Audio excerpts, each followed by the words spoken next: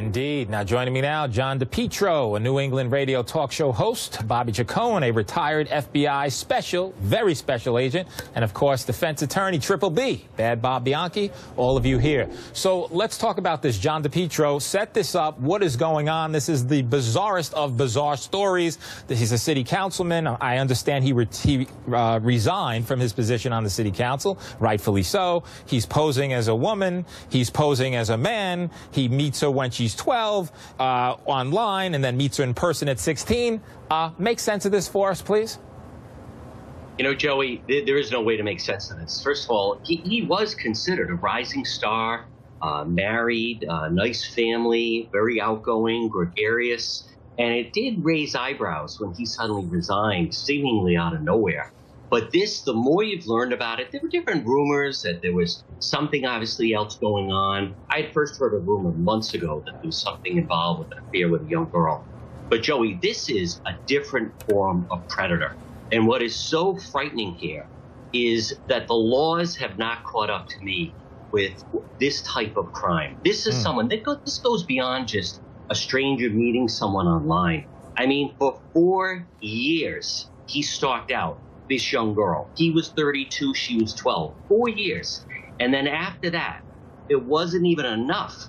Another level of being a predator is then pretending to be a female, a third person, this Jessica Monroe, befriending this poor young girl, pretending to be a friend of John Landry, at the same time taking advantage of her, getting information from her.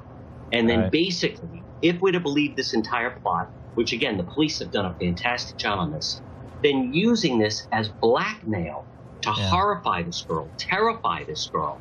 You know, as much as we can talk about the dangers of meeting strangers online, Joey, this is another level. This is another level of predator, where you then absolutely terrify someone.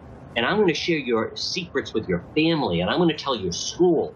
I feel so terrible for this young girl. But what is so tragic is we're talking about misdemeanors at this point. The crime far outweighs what John Landry has been charged with. Absolutely. And, you know, you queued us up very nicely, John DePietro, because I want to turn to you, Triple B, before we get to Bobby on the investigative part. So let me just ask you, on the issue of the misdemeanor charges, why misdemeanor charges? Why at the state level? And as you and I were talking about, the federal charges could be draconian. Joey, I'm glad you asked me this question. So here's a public service announcement for everybody out there. This was a preliminary investigation, in my opinion. If they get the electronic data evidence together and they showed under the federal law that there was a use of a facility, that could be a cell phone, that could be a computer, whatever, any electronic data device, where they induce, entice, coerce anyone under the age of 18. Okay, you can be charged to engage in sex. Yes. You could be charged with a sentence that carries life in prison. And to your guest's point, the reason that that's important, you don't have to have the sex. It's just the idea that you're inducing online, because they look at those people as predators more dangerous than people that know one another, if those facts turn out to be correct. Always if they turn out to be correct. Now, before getting to Bobby, let me stick with you for one moment. You're a former federal prosecutor. Why are these just misdemeanors? Why not at the federal level to this point? This guy, let's just make it to be clear, he is a former city council person. He began this activity of inducing her when she was 12, met with her, yes, have sex with her when she was 16, which is of legal age in this particular jurisdiction. But where are the feds on this? Right. Now, I was a state prosecutor, but I worked with the feds on many cases like this in joint investigations. Now, typically, they're handled as state charges. But if the federal law has a better ability to be able to prove a case, like, for example, once she's 16, she's 16. If that's the age of consent in that state, the state prosecutors may be toothless. But the federal prosecutors have those statutes that are different because a minor is considered under 18, under the age of 18. So what they're going to do, the state prosecutors are going to get together with the federal prosecutors. If they believed that this guy was inducing her, was manipulating, cultivating, predatorily, they're going to probably want to be in federal charges and bigger state charges. I'm just surprised, Bob, on that point, because this is a politician. definition, right? And you talk about leading by example. You talk about someone who's known and a pillar in the community, that they were not more involved than John DePietro in setting this up, talking about misdemeanor charges now. You and I know misdemeanors carry a year or less in jail, and it just doesn't seem to square with the significance in this particular case. Mark my words, Joey, something more's coming down the You pike think so? Yeah. So, Bobby, on that point of something coming down the pipe, talk to us about the investigation. Talk to us about the emails, about the texts, about the involvement of the authorities, what they do, how they do it, the piecing together of the case. Well, that's exactly right. I mean, it's going to have to be one of those types of cases because, in this case, John was right. The state laws just haven't caught up with this type of behavior.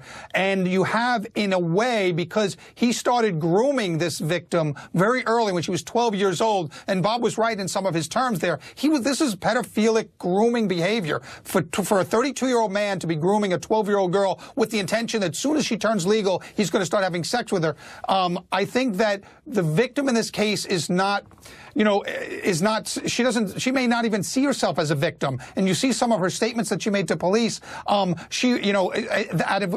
if it was consensual. Well, consensual takes on a different meaning when a 32-year-old man is enticing a 12-year-old girl, and he spends years grooming her like that. I'm not so sure that the definition of consensual shouldn't be looked at in this type of case. I mean, this can't really be considered consensual if he started at 12 years old grooming her to have sex with her. This is pedophilic behavior. Now, we will get all of the electronic data. We will match up everything. But it comes down to the case where will the prosecutor be able to put a victim on the stand that looks like she's been victimized? I mean, most people should see it. This should not be looked at as a consensual relationship in any way. No, I'm with you on that, Bobby, to be clear. And we have this issue of grooming, right, when they're young and they're impressionable and she's at 12 years old. Just, not cool at all. We do have a statement, however, from the former Republican city councilman's attorney, and I just want to read you what the statement says with regard to him and his client and him believing that his client is innocent in this particular case. And it reads, Mr. Landry maintains that he is not engaged in any criminal activity. He looks forward to his day in court when he will when he will have an opportunity to confront the evidence and witnesses in this matter. We wish to correct the perception that John engaged in any form of communication with the complainant while she was a minor. John also denies that he ever posed as Jessica Monroe. And that, of course, as we started the story at the outset, talking about whether he posed as an actual woman who would say, hey, have sex with them. So, John DePietro, back to you. What's next in this particular case moving forward? Well, Joey, everyone's trying to absorb just how shocking this is and the level of it. And another point I want to point out is just the element of pressure on a minor, this element of having her, and it seems like so bizarre and twisted, but in a predatory behavior, talk about pressure, trying to convince her that she had to fulfill this sexual contract that had all these different provisions. And if the other party wasn't notified, therefore was nullified, and continuing to remind her of that, this is a high-level, sophisticated level of being a predator, and then in using the personal information under a third-person guise to go after this young girl. Right now, she is 22 years old. He is 42 years old. There seem to be some problems on the home front. There was a moving truck out. One of my listeners told me out in front of the house, so seemingly that the wife and the children have had enough of this. He can claim all he wants that it was all consensual. But I think, Joey, when everything comes out, this was just overbearing. This girl, that's exactly right. I don't even know if she realizes exactly how much she was victimized, pressured, blackmailed, extortion to the highest degree of someone who was put in the public trust. It is a horrendous, bizarre story. And again, another example of without question, John. We have to be so careful with who we meet online. No doubt about it. You have to be very careful about that. John DePietro, we appreciate you. Real quick, Triple B, do you think this ends in federal charges? Yes, no, why? I think that when they get all this electronic data, like Bobby's agency used to do, given the position that he has, if the state charges are anemic, that is, they don't have a lot of teeth. And they are now, because of the misdemeanor. And, right? and as your guest, John, is saying, that they don't have enough state laws that have caught up, you can see this go federal because he's too high public a profile person not to. Got to deter people from doing it. That's the bottom line. And misdemeanors just don't do that. I'm sorry they don't. All right. Thank you all. Appreciate you very much.